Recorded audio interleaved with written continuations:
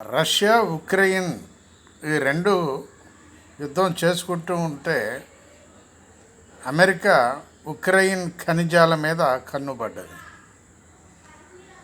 ఆ ఖనిజాల గురించి ఉక్రెయిన్తో మాట్లాడుతుంటే యుద్ధం నేను ఆఫ్ చేపిస్తాను, ఖనిజాల గురించి మాట్లాడు అని అమెరికా చెప్పడం జరుగుతుంది జెలెన్స్కీతో.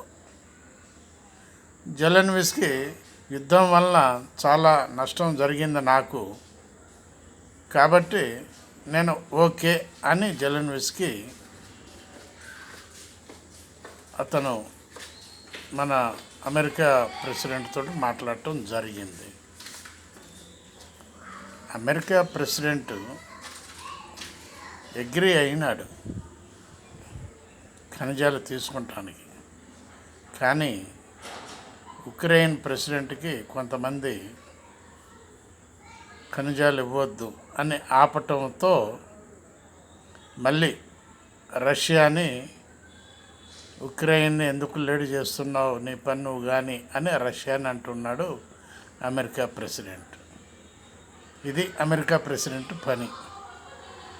కాబట్టి మా యొక్క వార్తా విశ్లేషణ కార్యక్రమం తెలియజేసేది ఏంటంటే, ఎవరిని ఎక్కడ ఉంచాలో అక్కడే ఉంచాలి, మితిమీరి ప్రేమించకూడదు అని మన ప్రజలు కూడా అదే మాట అంటున్నారు. అదేవిధంగా అవుతుంది కూడా మన దగ్గర.